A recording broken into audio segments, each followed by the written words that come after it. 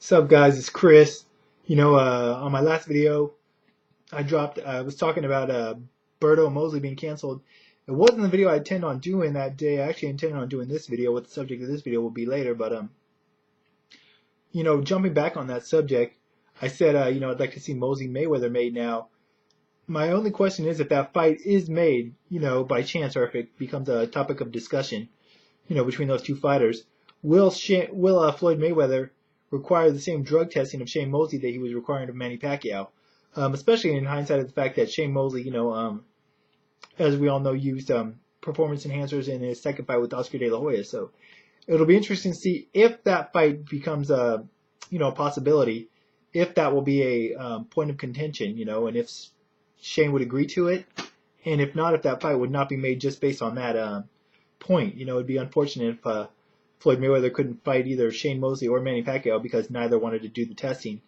I don't know who you would put that on, but, let's hope that's not the case.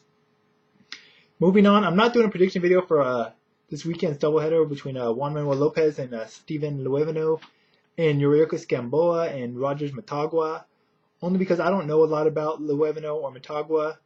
I don't really like to do predictions on guys I don't know a whole lot about. For the record, I do think Lopez and Gamboa are both going to win. Top Rank's trying to build a showdown between those guys later on this year at featherweight. This is kind of like a fight to get both on the stage, to build towards that fight. I was surprised that they made Matagua Gamboa just because Matagua damn near beat Lopez at the end of their fight. And Gamboa, although he's highly skilled and has a lot of talent, he has a lot of deficiencies, especially on defense and with his chin. So I guess they figure his speed and elusiveness will be enough to get him past Matagua relatively easily. But, I do expect Gamboa and Lopez to win. Don't really know any method or anything like that, but hopefully they do win. And if so, hopefully we do get that Gamboa-Lopez showdown sometime later on this year. Really looking forward to that. Moving on for what this video is going to be about. A lot of us guys do predictions on here. Get some right, you get some wrong. Can't get them all right. What I thought I would talk about is my worst prediction last year. Now, at the time, it wasn't the worst, but in hindsight, as a result of the fight that ended up being the worst, or the worst, I don't really take, if I get a fight prediction wrong, it is what it is. I think I've said it before, if we got them all right, the fight wouldn't be as exciting, or the sport wouldn't be as exciting. Plus I'm no expert, so can't expect me to get them all right. I don't. Even though I'd like to be able to, but if I did, I'd probably be a better and be a very wealthy man. Anyways, the first one that I got really bad off last year was Juan Manuel Marquez won Diaz. I picked Diaz to win by decision. It's interesting to note if you go back and watch the vid that I noted maybe the refs might play a factor into it, or the judges. They ended up not in that case, but they did significantly in Juan Diaz's next fight in Texas against Paulie Malignaggi. But, I thought that Diaz, being the younger, fresher fighter, would be able to overwhelm and just win on work rate. Actually, early on, didn't look like such a bad pick. But as we all know, Juan Manuel Marquez turned the tide of that fight a little bit halfway through and ended up stopping Diaz in one of the best fights of last year. Next up would be Andre Ward, Mikkel Kessler.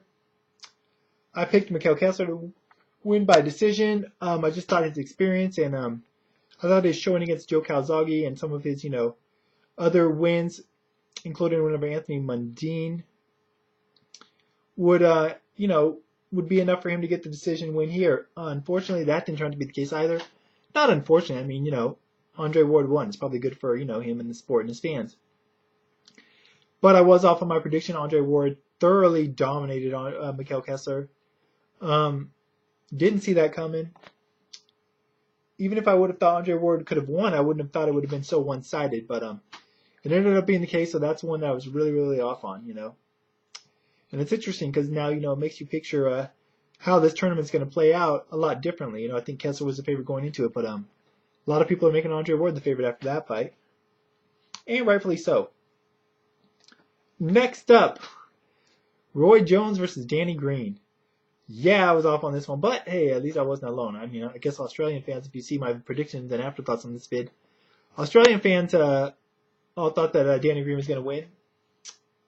I and the majority of fans thought Roy Jones was going to win. As we all know, that definitely didn't happen. Roy got hurt in the first round and got finished off in the first round. Very unexpected. They were building towards that Hopkins-Roy Jones rematch, which coincidentally enough they're still going to have. But I was very surprised to hear about that result. Unfortunately, the fight wasn't live here in the States, and the result was spoiled. They were showing it on Versus that night, but the spoiler results were already online, floating around. I would have liked to have seen it live because I would have been really shocked, but I was surprised either way.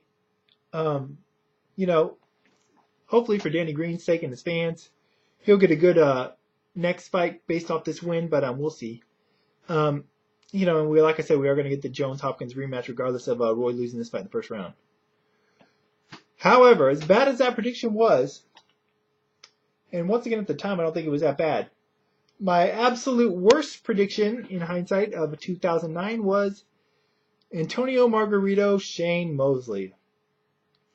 I picked Margarito to win by decision. I thought his work rate and he would overwhelm and just do more in the fight. I was basing that off his wins over Cotto and Cintron back to back, and also off of Shane Mosley's previous fight against Ricardo Mayorga, where he didn't look that good in that fight. And granted, he did end up stopping Mayorga in the very last second of that fight, knocked him out, but he just didn't look that good in that fight. So I thought maybe he was starting to decline. Wow, boy, was I wrong. This fight. Granted, there's a lot of circumstances going into this fight that made it different. Margarito getting caught with the illegal hand rest before the fight. How much of a factor that played in the actual fight, who knows? I will say that walking into the fight, once the fight started, Margarito just looked not himself. No discredit to Shane Mosley, of course, he kicked his ass. But Margarito just looked out of it, physically and mentally, psychologically. He probably was, and he deserved to be. If he was trying to cheat, I don't know if he was or not, but either way, he had some illegal stuff going on. But as we all know, Shane Mosley thoroughly dominated that fight. Just picked Margarito apart. In hindsight, I guess I shouldn't be surprised. Shane had a lot more left than I thought, though. But style-wise, I guess Margarito was tailor-made for Shane. Shane said he always does good against Mexican fighters. He came up in the gyms in L.A. sparring with a lot of Mexican fighters, and Margarito just had a style that perfectly suited Shane Mosley. So that's that. Those are my worst predictions of last year. Like I said, Mosley Margarito, Danny Green, Roy Jones are probably the worst, but definitely Mosley Margarito because I just didn't see that happening at all. Who knows which will be my worst this year? I think in 2008 it was probably Hopkins Pavlik. I picked Pavlik to win, but so anyways, that's it for now. I'll be back sometime soon, but until then, y'all, I'm out.